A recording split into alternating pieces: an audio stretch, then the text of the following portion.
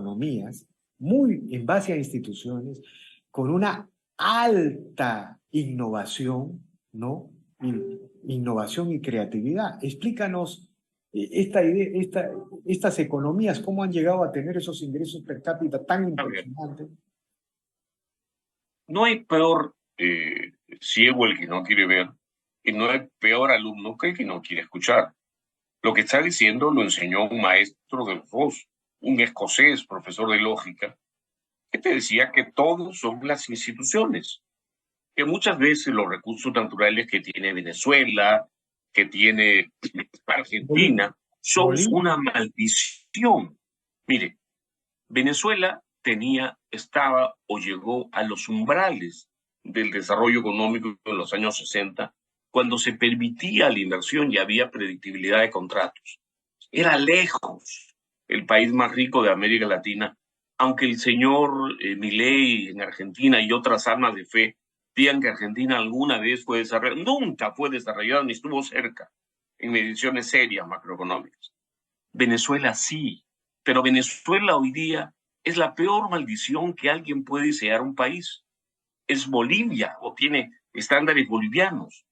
Tan vergonzoso es eso para Maduro que no publica cifras, pero son el ejemplo claro de un estado de bienestar marxista. Ese que hace que los profesores de ciencias sociales en Lima, que toman cafés en pituquísimas cafeterías, defiendan con fruición porque ese estado de bienestar que lo controla todo, que oprime todo, que quiere meterse en todo, es esencialmente una fuente de corrupción, de mercantilismo. En nuestro país, la palabra mercantilista está muy mal entendida. Se cree que un mercader un mercader es un hombre que hace negocio. El mercantilismo implica el empresario coimero, amiguito de un funcionario público. Implica el pasaje Garatea y otros episodios de nuestra historia, los apóstoles de Velasco y de otros gobiernos. Eso es corrupción. Lo que te enseña Finlandia es por qué Finlandia tiene tan baja corrupción, tan alto índice de percepción de corrupción que es inverso, porque allí la ley rige las libertades civiles, los derechos políticos. Hay que repetirlo, se cumplen. En las elecciones, si un candidato regional comienza a hacer una campaña que no puede justificar, el equivalente de la superintendencia de banca o del Banco Central lo mete al fondo de la cárcel porque lo denuncia. Aquí nuestras instituciones, incluso las doradas, el Banco Central, la superintendencia, en medio de las elecciones se tapan los ojos. Aparece gente que no tiene un sol haciendo una campaña ostentosa y nadie controla. Y es que de la informalidad, del mercantilismo y de la corrupción se medra. No es casualidad lo que acaba de decir un presidente que tiene indicadores intelectuales de retrasado mental. Me refiero al señor AMLO en México. Es muy duro decirlo, pero decir que la corrupción es buena para sus amigos es demasiado cinismo.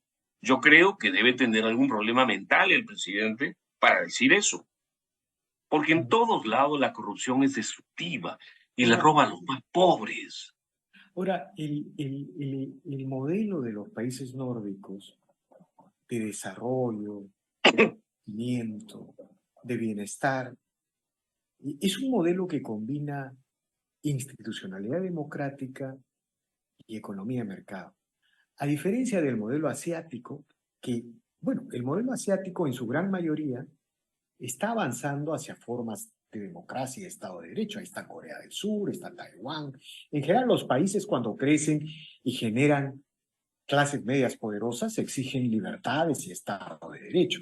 La gran incógnita es el caso de China y de Vietnam, ¿no? Veremos cómo va eso, son interrogantes y reflexiones para la filosofía.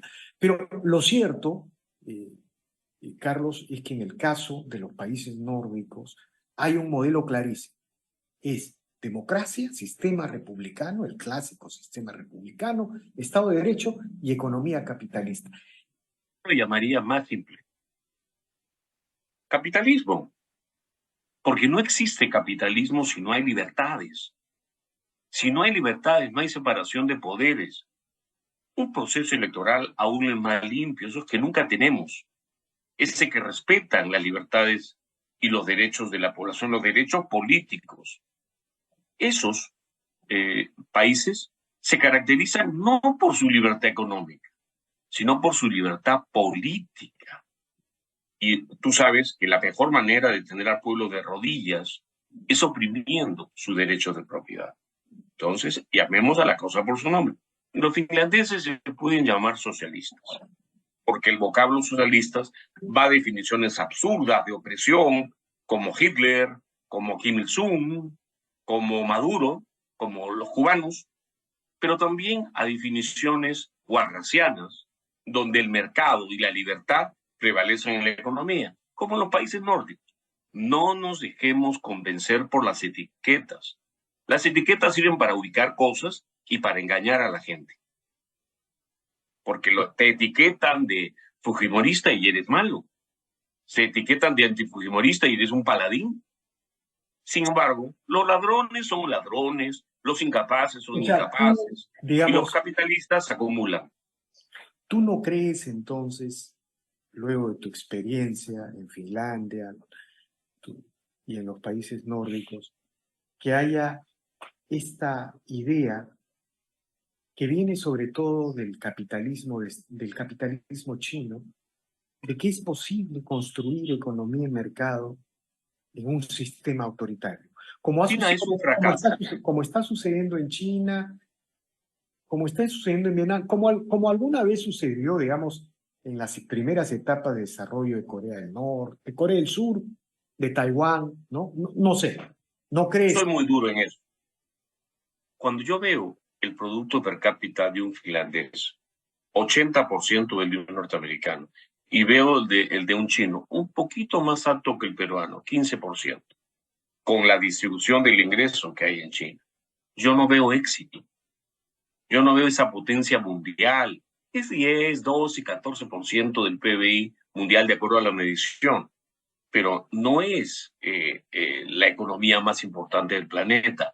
Corren muchos regalitos para que digan que China es el futuro. Yo no veo que China sea el futuro porque tendría que reescribirse toda la historia. El concepto de un país socialista, opresor de la libertad política como lo es China, y exitoso, es un oxímoron. Si mis hermanos chinos no tienen libertad política, derecho de propiedad, plenos, nunca van a ser Finlandia, nunca van a ser Noruega, nunca se van a desarrollar. Esa es la elección de Finlandia. Finlandia puede llamarse socialista, pero es capitalista. Y los latinoamericanos nos podremos llamar neoliberales. Y somos simplemente una recua de repúblicas socialistas, mercantilistas, donde la corrupción es la característica estructural de sus instituciones. Muy bien, estimado Carlos, infinitamente agradecido por esta